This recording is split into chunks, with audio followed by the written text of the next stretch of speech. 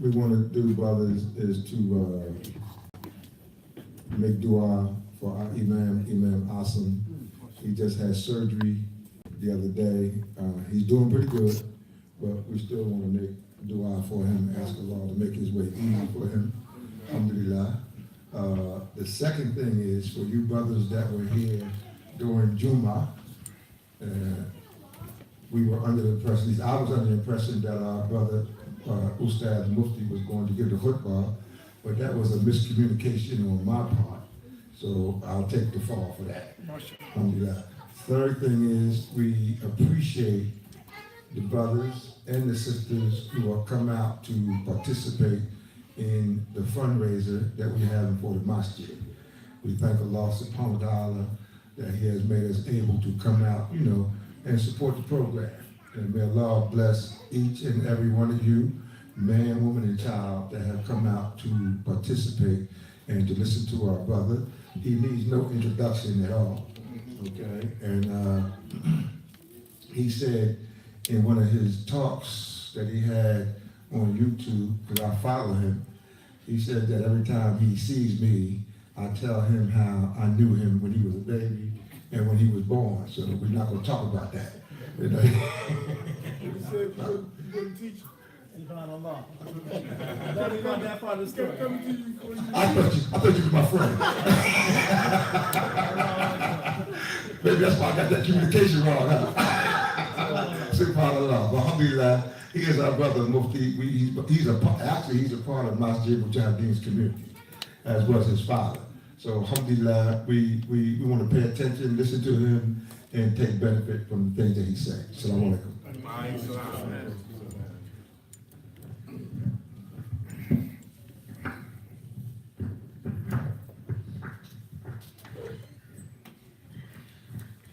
بسم الله الرحمن الرحيم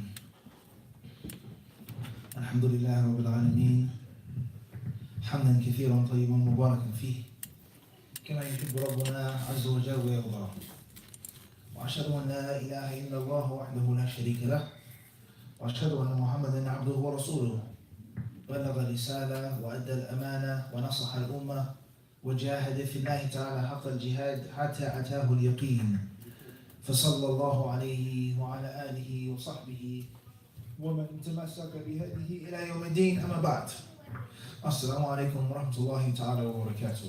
وعليكم السلام ورحمة الله وبركاته. It was a few summers ago, Allah Azza wa Jalla honored me by being the guest, the khatib, for the annual Riyadh. I was requested by some of the older brothers to come and speak and do the joint khutbah for the annual gathering of the Muslims, which is known as the Riyadh. And Allah Azza wa Jalla had inspired me to choose the topic of the khutbah to be on an authentic hadith of the Prophet sallallahu alaihi wasallam. And that's the hadith that we can find in the Sunan of Imam Abu Dawud, narrated by Abdullah ibn Amr ibn al-As. The Prophet alayhi salatu wasallam is quoted to have said, "Man lam yarham saghirana wa ya'rif haqqa kabirina falaysa minna." أو كما قال عليه الصلاة والسلام. أو بهذا المعنى. The Prophet ﷺ, he says, those who show no mercy to the youth and those who show no respect to the elders aren't from us. People who have these two bad traits and these two flaws, they have nothing to do with us. They're not upon the way, they're not upon the correct way, the deen, the sunnah. Those who are harsh and cruel to young Muslims, young people, and those who are disrespectful, forgetful, and negligent of the rights of the elders, then they aren't from us. And I titled this khutbah after I had uploaded it to the channel, Old School, New School. Old School, New School. And I explained this hadith and what it means and what it doesn't mean, and what we learn and benefit from this authentic hadith. And what the scholars of Islam say regarding the benefits of the elders, the benefits of the youth, the harms or the shortcomings of some of the elders, and some of the flaws of the youth. And the brothers and the sisters who are there, I'm sure you remember the khutbah, Bidnillah subhanahu wa ta'ala. And we said that one of the problems with the youth today is that first and foremost, they don't pay the necessary amount of respect to the elders, the older Muslims, the pioneers, the trailblazers. And showing someone respect and giving them their due value and worth, it doesn't mean that you have to agree with them in every single thing. And it doesn't mean that they aren't humans and they're free from error or flaw or mistake. It doesn't mean that. But the bottom line is they came before you. They preceded you. And there lies no doubt they brought and they did a great deal of good. A great deal of good. And on Islam, you're supposed to repay the favor and give respect where respect is due to anyone. Anyone. Even if the person is a non-Muslim, a kafir.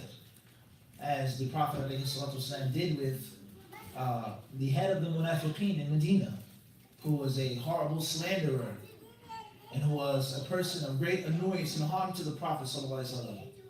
But when the Messenger of Allah ﷺ's uncle, Hamza radiallahu anhu, the great lion of Islam, was martyred on the day of Uhud, and they conspired against him to kill him, and that's a lesson in itself, because they knew what Hamza did for the Muslims, and they knew what Hamza represented and symbolized for the Muslims, just like Umar radiallahu anhu, a true Allah, someone who has served Islam and done things for the Muslims, whether you like it or not, before you were even maybe born, or maybe you were a Christian, maybe you were an atheist, maybe you worshiped money and women and alcohol, and this person was doing service to Islam. All right, so the concept of people forgetting about the rights of the elders and what they did, that's a problem. We mentioned that in that khutbah. And also, youth thinking that just because the world is new and it's modern and it's changing and it's evolving, they have all of the solutions. And anything in the past is outdated. And anything in the past is of no good. It's come, it's done, kalas. That's a problem with many youth today. And we also mentioned with fairness some of the problems of the older brothers and the elders. And one of those problems is that oftentimes they become stuck in the past. They don't reflect on the past, take lessons from the past, but they become stuck and solid. And they cannot move forward on romanticizing and glorifying the good old days. How it used to be, how it was, what we did, that's all fine. Alhamdulillah, may Allah accept it, but that was years ago. Things have changed, things are new. You have to move forward. And you have to reflect on the past and never ever get stuck on the past. And we also mentioned from the problems of some of the older brothers and some of the elder Muslims is that oftentimes they stunt the growth of the youth. And they push them away. And they hinder them from developing and maturing and eventually taking over, which needs to be done. And you can't hold on to power forever. It's not going to last forever. Your strength, your energy, your ability is limited. And it only makes sense for you to train the young brothers, train the young sisters, groom them, and gradually push them into the responsibility that is needed. So it goes on both sides, to show mercy to the youth and to show respect to the elders. So with that being said, why am I bringing this up? That was 2 years ago, or maybe 2.5 years ago. What am I bringing this up for tonight? Is that the concept of having a fundraiser for the masjid and for the center that bi'idhnillahi ta'ala we wish to erect and build, we have to take 3 things into consideration. We have to take into consideration the past, the present, and the future. The past, the present, and the future. And raising the funds for this building and for the center, and bi'idhnillahi ta'ala allowing it to be a success, is pertaining to all 3 periods of time based off of that hadith. This masjid and this building and this center, it has to be done by Allah's permission for the past. And it has to be done obviously for the present. And of course it has to be done for the sake of the future. As far as the past and what I just mentioned, we have to repay those older brothers and sisters who sacrificed and who struggled with their wealth, with themselves, with their time, with their energy, for us to be Muslim and for us to be proud Muslims. And for us to be safe and sound and to walk down the street and hold our heads high and not be afraid. And there are many places that you can go to, I'm telling you right now, it's not a storybook, in which the Muslims don't have pride. And the Muslims are scared and afraid. And the Muslims are weak in number, and the Muslims, they lower their heads. They don't want to talk like Muslims, they don't want to dress like Muslims, they don't want to be associated with Islam or with the Middle East or with North Africa or West Africa, etc. So you may take many things for granted here in the city of Philadelphia, but I'm telling you from a traveler who's been to many different countries, there are many blessings here that you have that many people in the world don't have. And one of the reasons behind those blessings or that blessing is those older brothers and sisters who laid down the foundation and more for us to have this advantage. All right, so the center, it has to be done by Allah's permission to repay them and to honor them and not allow their efforts and their teachings to go to waste. But we can't allow that to happen. As far as the present, and for obvious reasons, we need a center. We need masjids. We need a place, a location that's big enough for us, for our children, for the events that we need to have. It's a necessity. And we have the house of Allah in which we worship Allah subhanahu wa ta'ala, and we also need a community center in which our children can play basketball, in which our sisters can have their events and play their permissible sports, and we can do the things that we need to do and host the guests and the people from out of town and things like this. And as far as the future, then obviously the world is constantly and rapidly evolving and changing. What worked 20 years ago, 30 years ago, or today may not work tomorrow.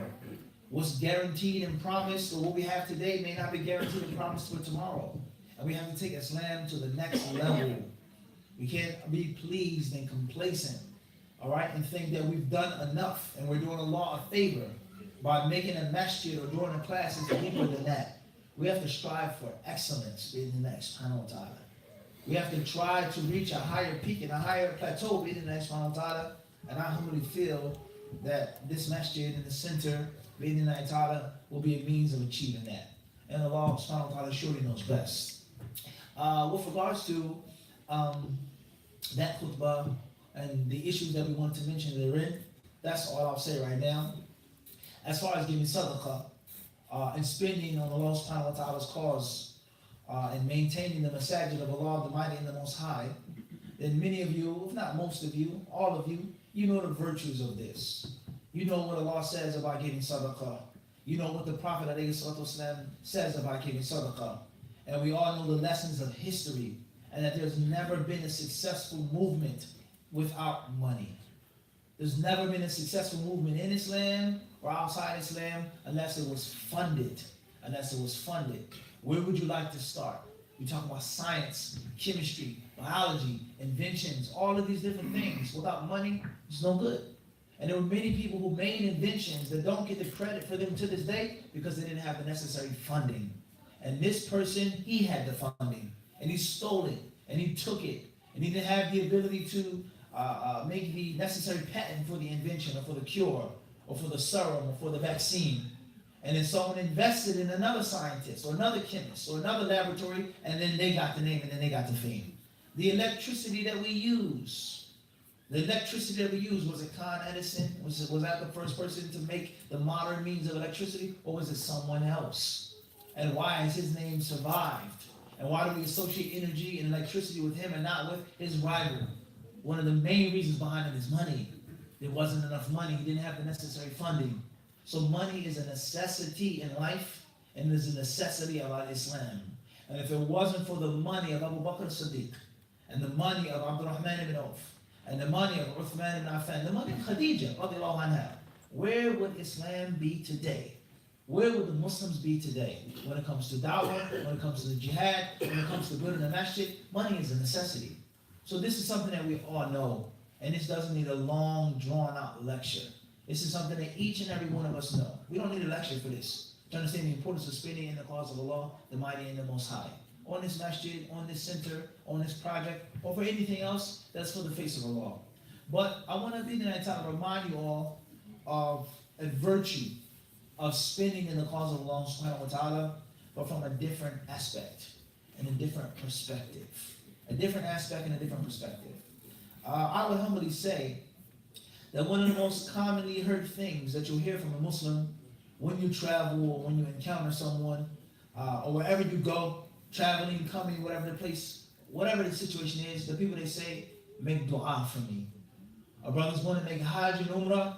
Before they even tell their brother to have a safe flight, may Allah accept it, enjoy yourself, bring me back some cologne, a kufi, a thawb. 9 out of 10 Muslims, the first thing they say is what?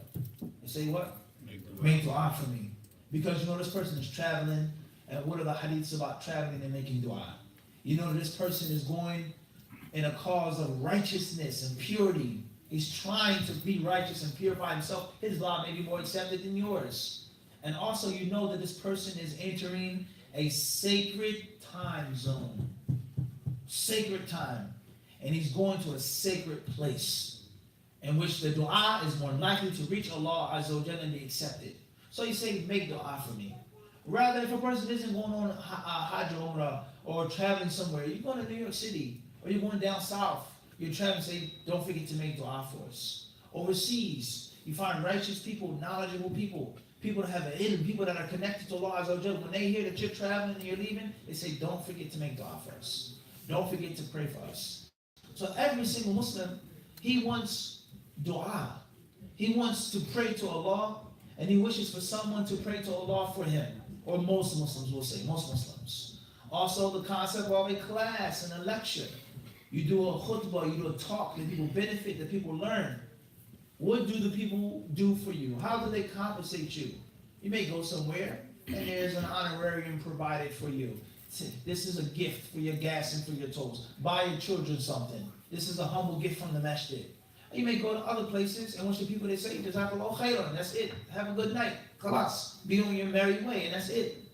But the thing, or the way in which the speaker is truly paid and compensated for his time, is the brother sitting in the crowd, or the sister that walks after the lecture and she meets you on the sidewalk, and they say, Jazakallahu khairan.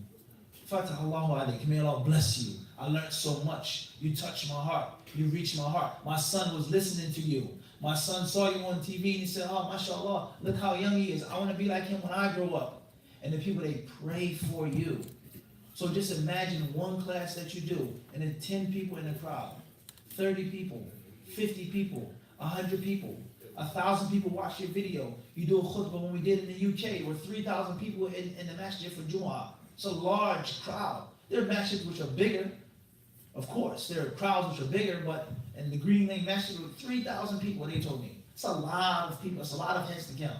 And each and every one of those Muslims may be praying to Allah for you. Or let's say for 100 of them.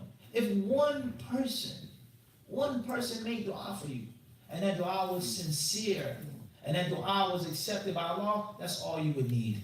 That's all you would need. And we all know the importance of one dua that is accepted.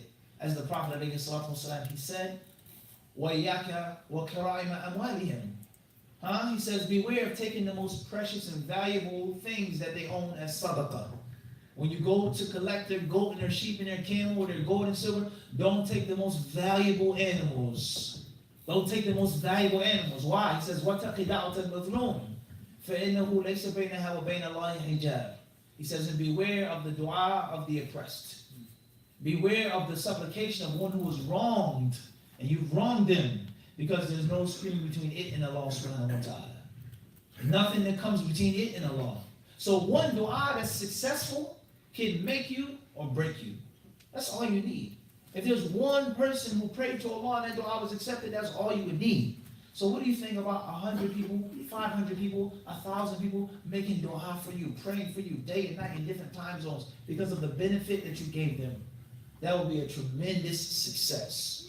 So what do you think now about the hadith of the Prophet ﷺ, in which he says, مَا مِنْ يَوْمٍ يُسْبِحُ الْعِبَادُ فِيهِ إِلَّا مَلَكَانِ يَنْزِلَانِ. The hadith of Abu Hurairah in Sahih Bukhari and Sahih Muslim. And the Prophet ﷺ says, مَا مِنْ يَوْمٍ. He says, there's no day يُسْبِحُ الْعِبَادُ فِيهِ in which Allah's servants wake up إِلَّا مَلَكَانِ يَنْزِلَانِ. Except that there are two angels that descend. Two angels come down. فَيَقُولُ أَحَدُهُمَا. And one of those two angels, he says, Allahumma a'ti munfiqan khalafa. He says, oh Allah, please give khalaf, give succession, purify, and allow the line, lineage of this wealth to continue of the one who spends in your cause. The angel makes dua for you when you spend in the cause of Allah subhanahu wa ta'ala.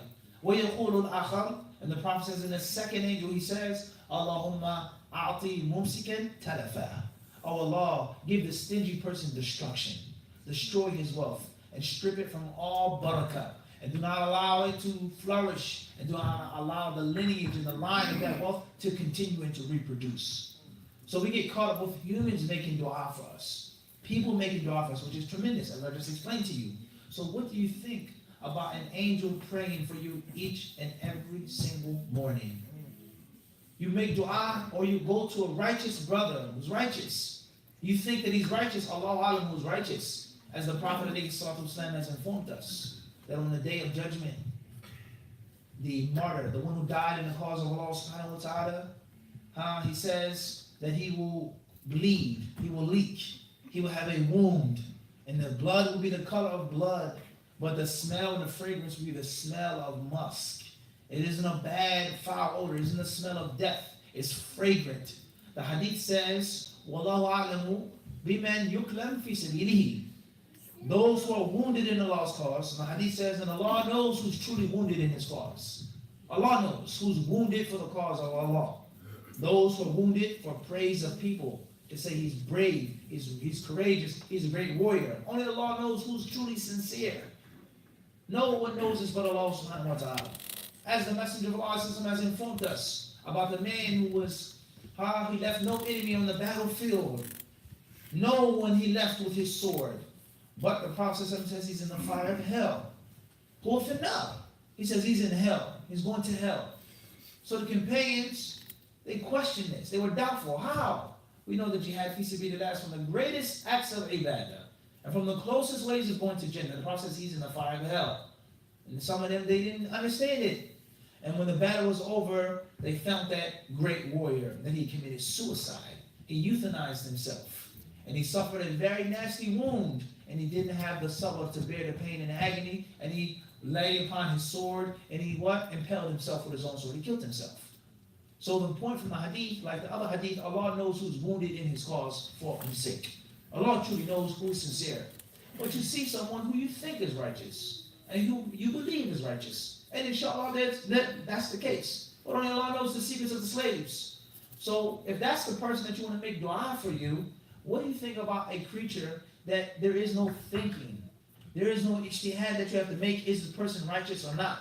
There is consensus that this angel is totally and absolutely righteous. The angel doesn't have lusts. It doesn't have whims. It doesn't forget. It's not impulsive. It's not a servant, a human being that does these bad things, no matter how righteous they are. They're made from light. لا يعصون الله. They never disobey Allah subhanahu wa ta'ala. يخافون ربهم من فوقهم. ويفعلون ما يؤمرون. Allah says they fear their Lord from above. They fear their Lord from above. And they do what they're told to do. So how happy would you be? Or how lucky, quote unquote, would you be for the angels to pray for you and make dua for you? Not a human being, not an imam, not a scholar, not a warrior, not a righteous person, but someone who's from the malaika. And not just once. You make the brother, he makes dua for you one time. That's it. If he even prays for you. He gets on the road, he drives, he starts his car, he may what? He may forget. At best, he may what? And forget. At worst, he said, I don't have time to make dua for you. I have to pray for myself. Or I have things to do. I have to focus on the road. Or at best, he forgets, or let's say he makes dua for you just one time. But this hadith, the Prophet says, Ma min yawmin. There's never a day, on a daily basis, these angels, they say this and they come down.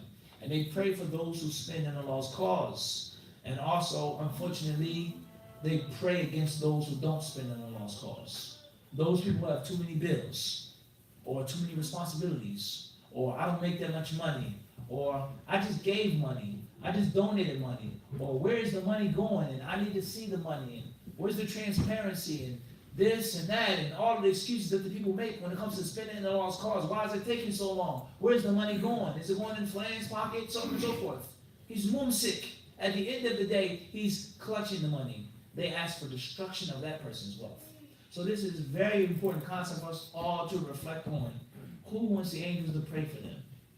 Who wants the malaika to make dua for them? Angels that never disobey Allah subhanahu wa ta'ala? Or would you want a human being who's forgetful, at best, who's righteous with sin, to make dua for you? And that's not a bad thing. Having a righteous person pray for you. Okay? As the Messenger of Allah has told us in those authentic hadith. So therefore, the concept of dua is paramount in Islam. Paramount. We all know that the Prophet he says in the authentic narration, الدعاء هو العبادة ثم قرأ وقال ربكم ادعوني أستجب لكم إن الذين يستكبرون عن عبادتي سيدخلون جهنم داخلين أو كما قال عليه الصلاة والسلام. The hadith of Nu'man ibn Bashir has been collected by Imam al-Tirmidhi. It's an authentic hadith that the Prophet ﷺ said, "Ad-du'a huwa al-ibadah." He says, dua, supplication, prayer, that is worship. Ad-du'a huwa al-ibadah. Supplication is worship. He didn't say supplication is from worship. Supplication is a part of worship. Supplication is important. He says, ad-du'a huwa al-ibadah. That itself is ibadah. Like the hadith that states, al-hajju arafah. Al-hajju arafah. Hajj is arafah. And how many other things do you do in Hajj? It's more than arafah. But arafah is the most important thing. The vertebrae of Hajj is arafah. And that is dua in Islam. There's another version of this hadith that's reported by Anas ibn Malik radiallahu anhu, which is not the most authentic hadith min haythu al-isnad.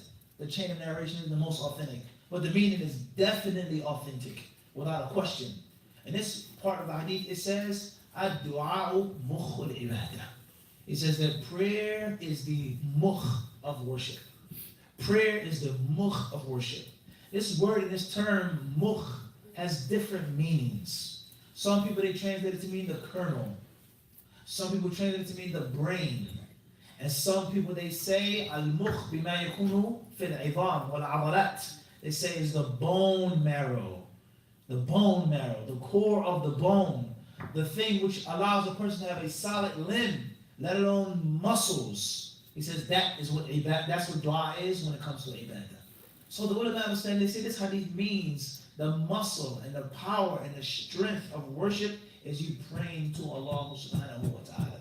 And that's because when you pray to Allah, you cut off everything else. And you remove everything else. And you only turn to Allah. There isn't this that can help me, or that one that can help me, or this person or third. Only Allah subhanahu wa ta'ala. And that's the core of Tawheed. And that's the essence of Tawheed. That Allah Azza wa Jalla is the creator of all things, the owner of all things, the Lord and the master of all things. And He's the only one who helps and who harms. He's the only one who benefits, and He's the only one who harms. He's the only one who gives, and He's the only one who takes away. He's the one who causes people to laugh, and He's the one who causes people to cry. Nobody else. And that is the ultimate manifestation of Islam. That's the ultimate manifestation of Tawheed, of the Aqeedah of Islam. So therefore, this is the status of dua in Islam. If you want your deen, your ibadah to be muscle bound, then you have to make a lot of dua to Allah.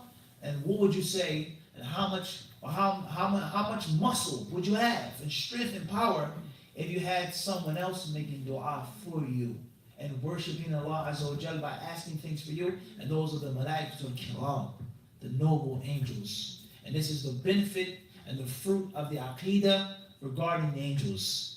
The angels exist, they are real, they're not figurative, they're not just spirits and souls, they're not little babies with blonde hair and halos floating around with trumpets, but they are a creation of Allah subhanahu wa ta'ala, and they have been sent to look after us, to take care of us, and also to destroy some human beings. They've been sent to wipe out nations.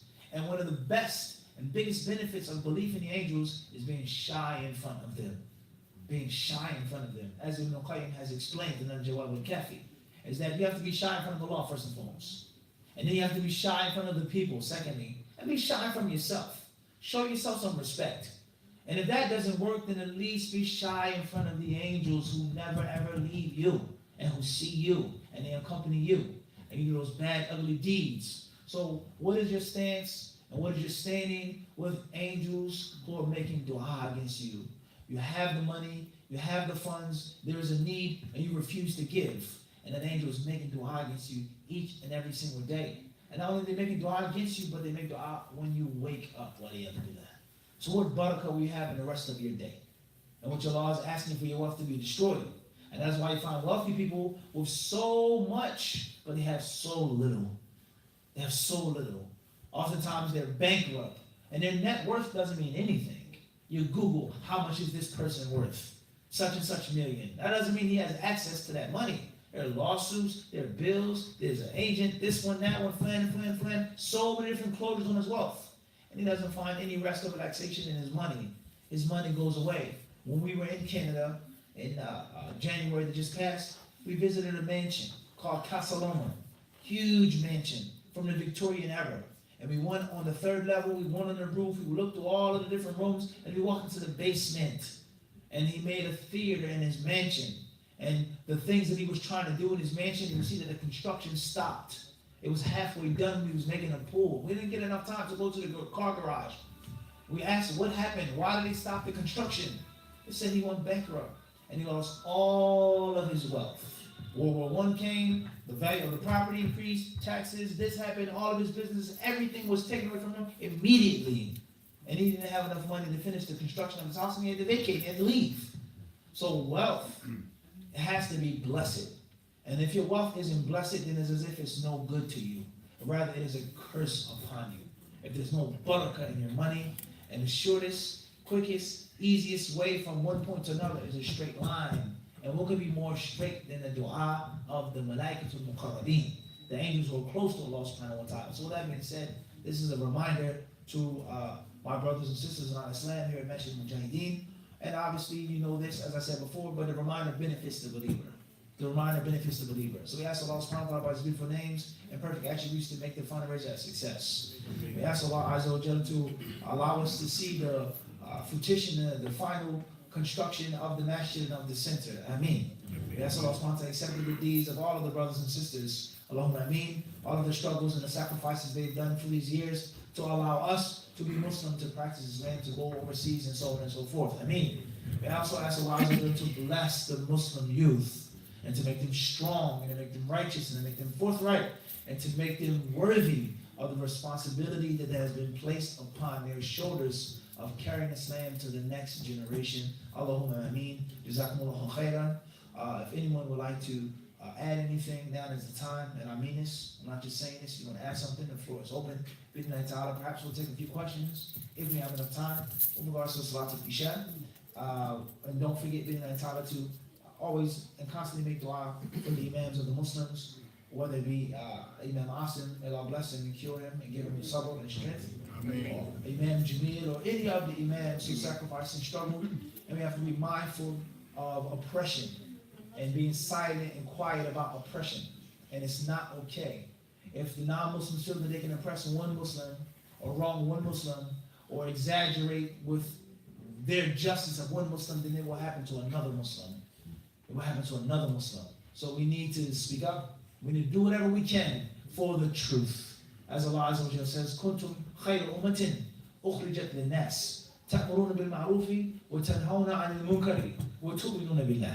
He says, "You're the best nation for the people, the best." Why are you the best? As if you wanted to ask Allah, because you enjoin the good, you forbid the evil, and most importantly, you believe in Allah.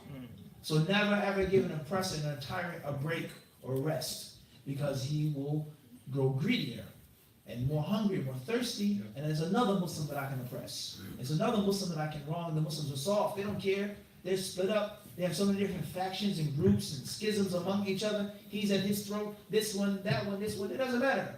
We can split them up and we can pick them off as we want. Just snipe them off. That's not right. So any Muslim that's wronged and oppressed, whatever the situation is, every Muslim should take it personal. Every Muslim should take it personal. All right? Let alone if that Muslim is a leader of the Muslims, someone who's influential, someone who's beneficial to the Muslims, or one level or another. So with that being said, may Allah Azza wa Jalla deliver all the oppressed Muslims, and may Allah Azza wa Jalla take retribution against the zalimeen, the wrongdoers, and free them from those wrongdoers. And if that's not what Allah Azza wa Jalla wills, then may Allah Azza wa Jalla accept their struggles and their sacrifices and give them sabr and reward them upon those tests and those trials that many, many righteous Muslims endured before we even came along. Whether some of the prophets and messengers were killed and murdered. وَلَا حَوْلَ وَلَا قُوَّةَ إِلَّا بِاللَّهِ جَزَاكُمُ اللَّهُ خَيْرًا.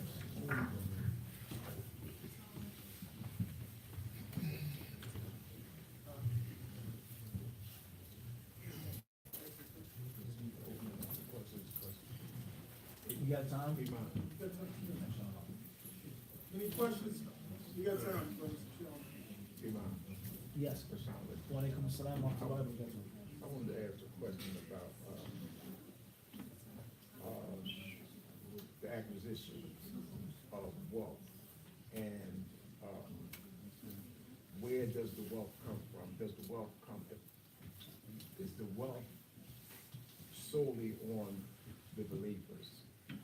In other words, say like if I was friends with a a wealthy man. That's just to say it, because they like that out of the wealthy people. And the wealthy person knew what I was trying to do. But all is in the acquisition of trying to do something, as you were mentioning, building a masjid, a center. Would that be halal? Because we had a discussion at Project Play the other morning about this. Would that money from another source be halal? Give him the mic so we can hear the question. I'll repeat it, inshallah. Please, thank you. I'll summarize it and repeat it. So the question, from what I understood, was with regards to someone who's wealthy, and there's another person who's trying to do something for the cause of Allah, whether it be a masjid or a center or whatever. Is it permissible or okay to acquire that wealth from that wealthy person, even if they aren't Muslim, or even if they're not righteous? What's the question? I didn't distinguish that, brother. Okay, so just money, Yes. getting the money and using it. I just For the cause of Allah. The wealth. Clear. Tight. Okay, at the end of the day, if there's something that you're trying to do and it's positive, and it's for the cause of Allah, and there's someone who's wealthy and they can help you out and support you, they be in that Ta'ala, it's permissible. It's a good thing. And in Islam, asking someone for money, whether it be for your own sake or whether it be for the sake of Allah, is permissible with conditions. With conditions. With conditions. Permissible. It has to, but it has to be conditions. And one of those conditions is that you're not allowed to humiliate yourself. Let me say that again. You're not allowed to humiliate yourself. You can ask for money, whether it's for yourself or for the general charitable cause, without humiliating yourself.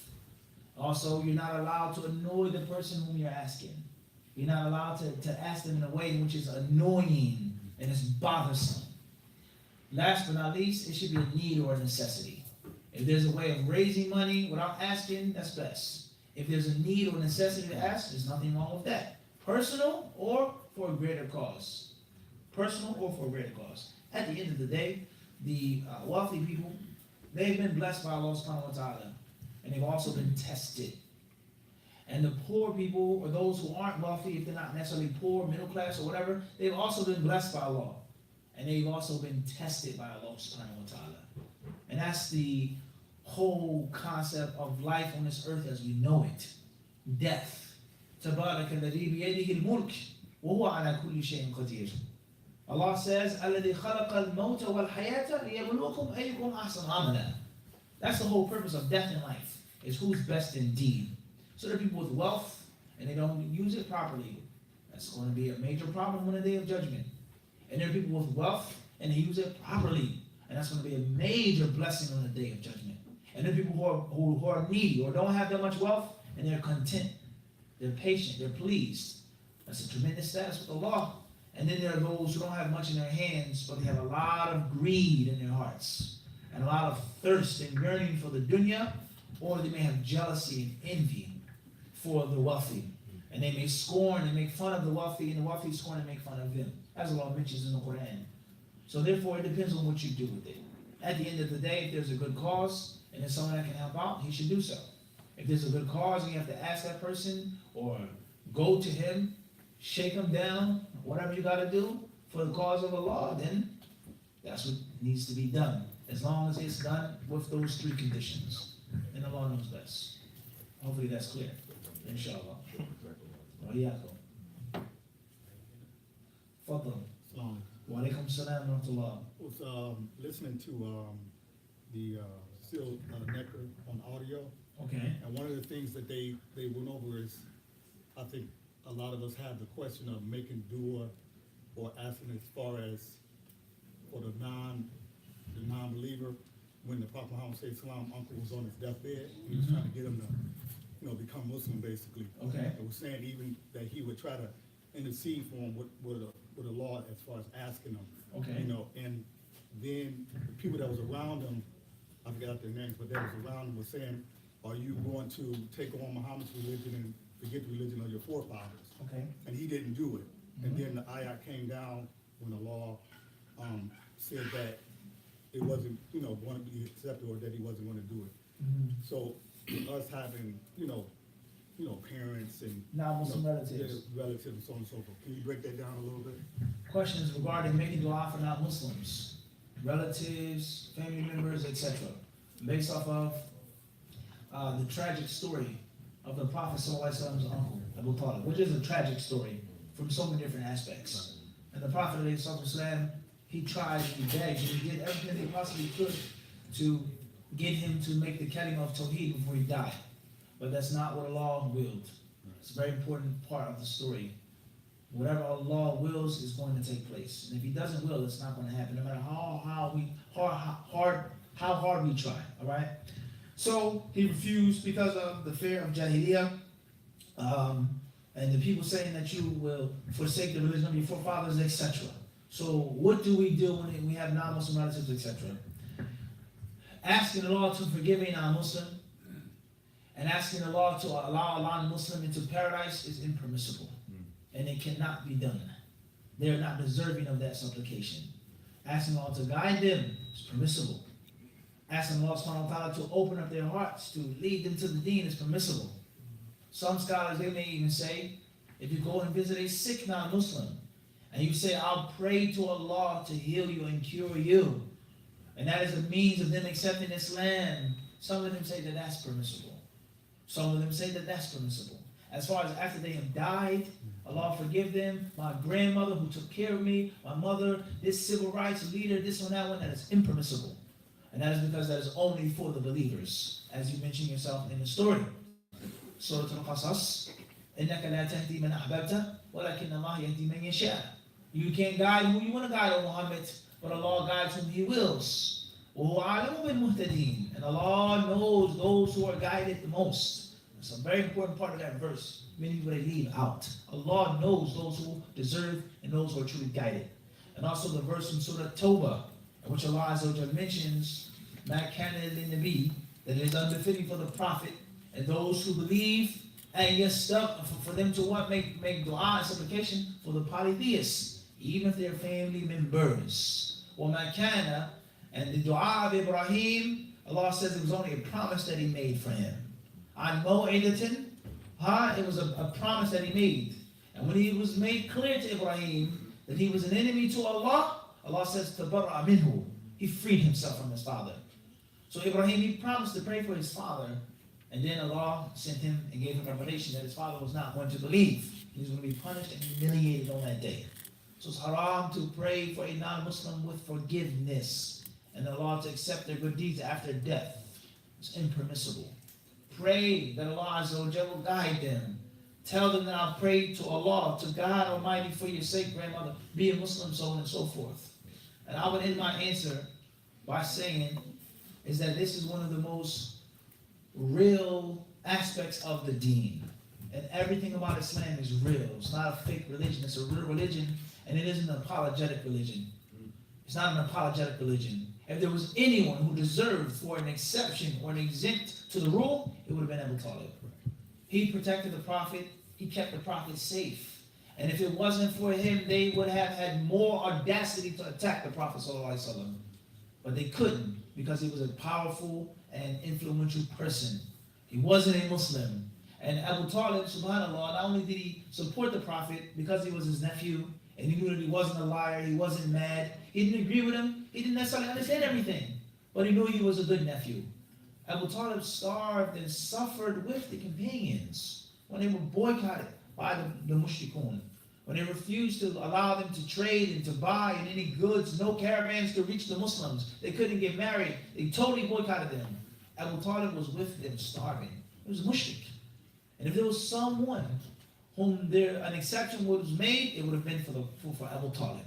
All right?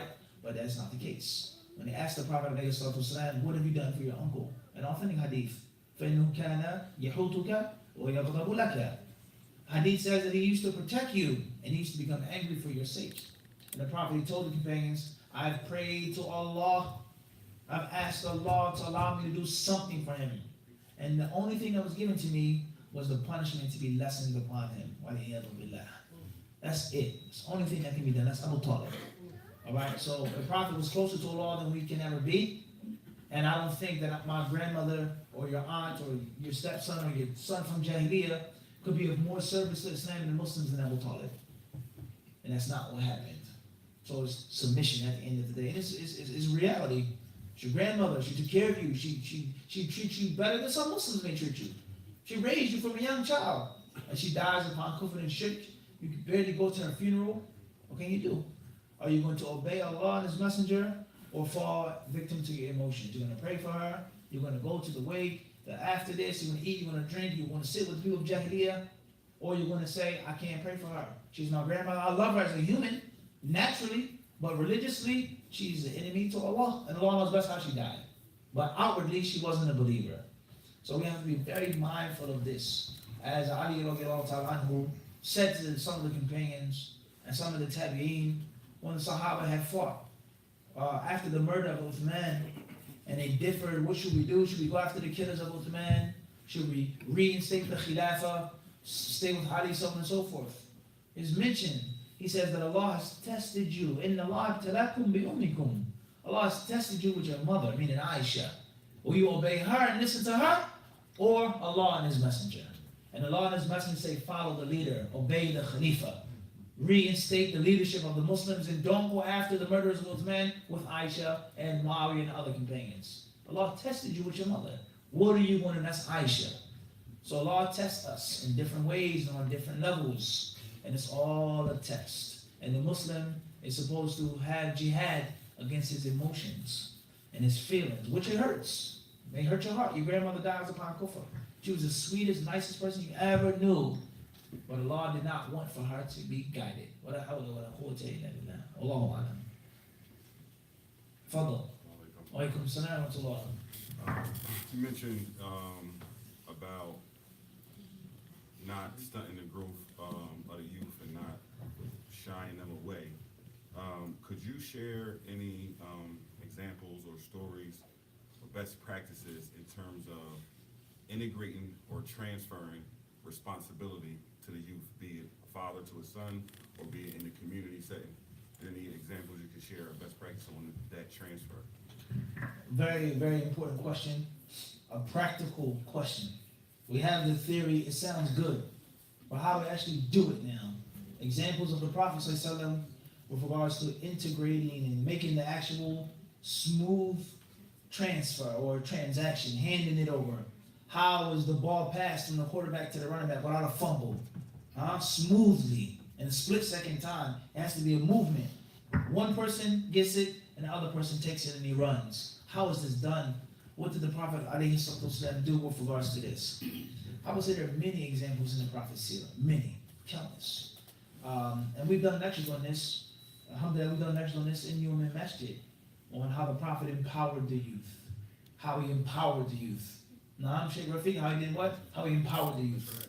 So I would say to you, it's first and foremost, it's him having the youth around him all of the time, keeping them in his company, and not scorning them and looking down upon them, as many of us do, many older brothers they do. Go sit down, go with your umi, stay home. No, you can't come with me. No, you're not going to go with me. You're too young, you're too small, you're too weak, you're, etc. Well, the Prophet's giving a khutbah, speaking to the Muslims. Hassan and Hussein, they came and they jumped on his back and they played with him. The Prophet got down from the pulpit, got down on the minbar, and he allowed them to play on his back. Was Hassan and Hussein, those little boys, was that more important than the speech and the words of Islam and the teachings of Islam to the Sahaba? But he allowed the children to play. And he knew that they wanted to play with them. He was their grandfather. You can play with me. So this is an example where at a young age of the first step of integrating and making a transfer is not to push them away, not to scorn them, not to look down upon them. All right? Another very important point is not allow them to do haram acts and to raise them the proper way. And that's also from Hassan and Hussein. One of them one day, he picked up a date, and it was from a pile of charity. And he put the date in his mouth and he started chewing the sweet date, And he told him to spit the date out. Bakhin, bakhin, he says, spit it out, get it out your mouth. Just stop and think about yourself. A small young boy is eating something and you tell him to throw it out of his mouth. And he says, he says, don't you know that we are prohibited from eating charity? Don't you notice? He says to a young boy.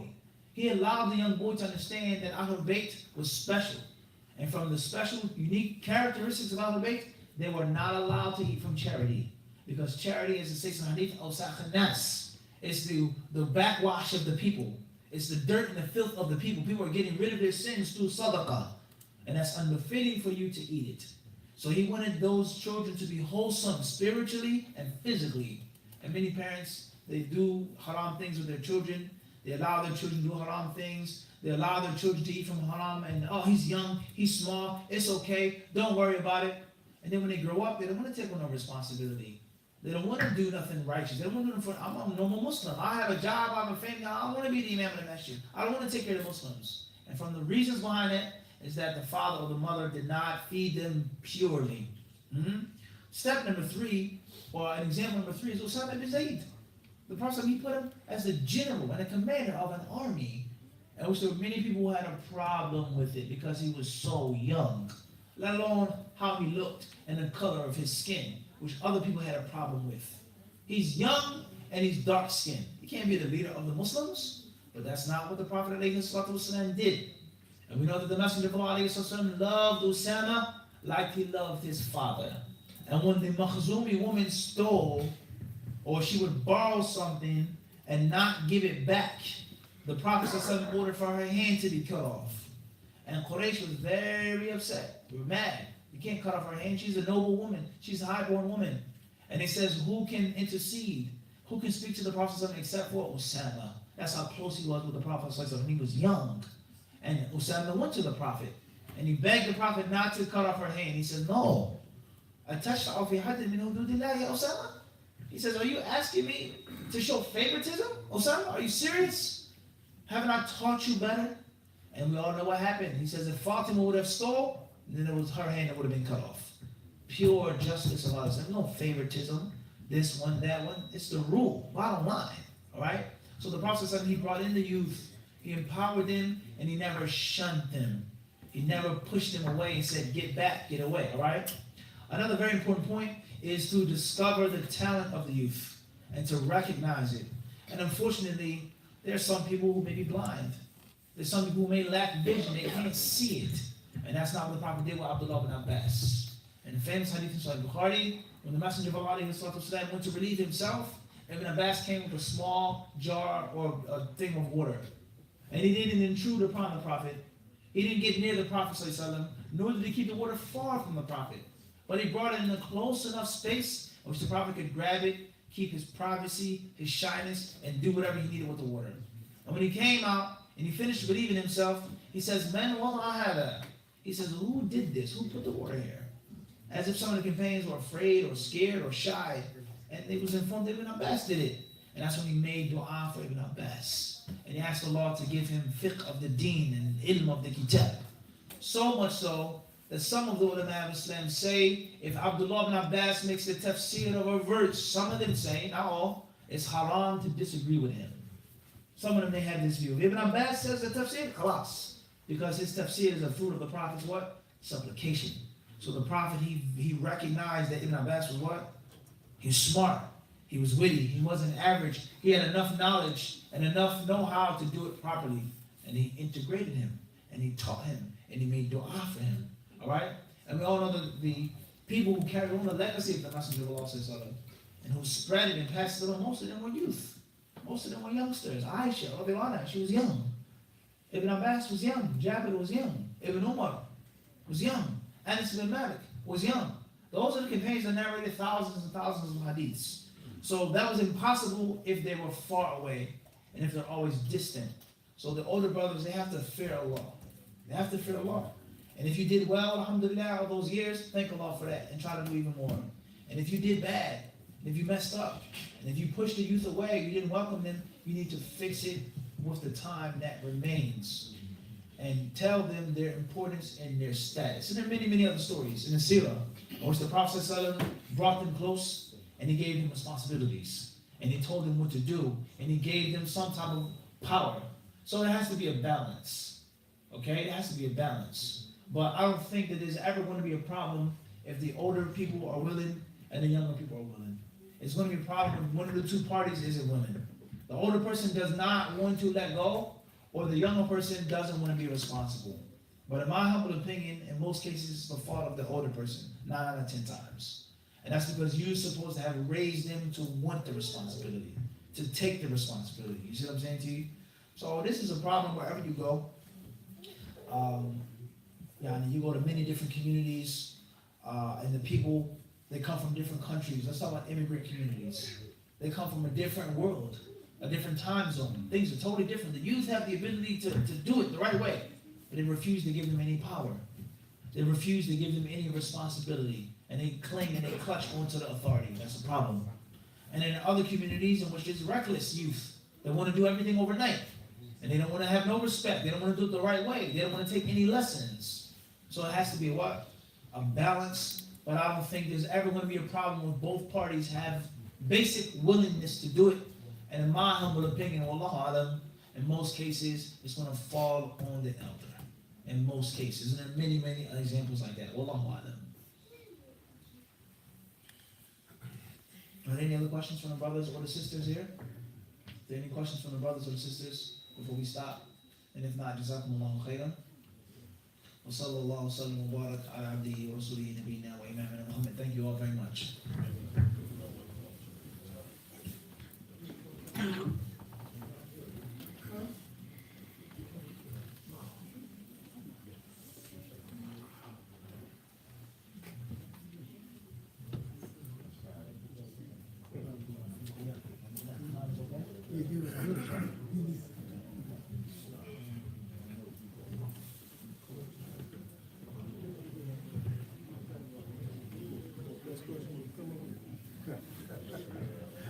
That's what was, on my head.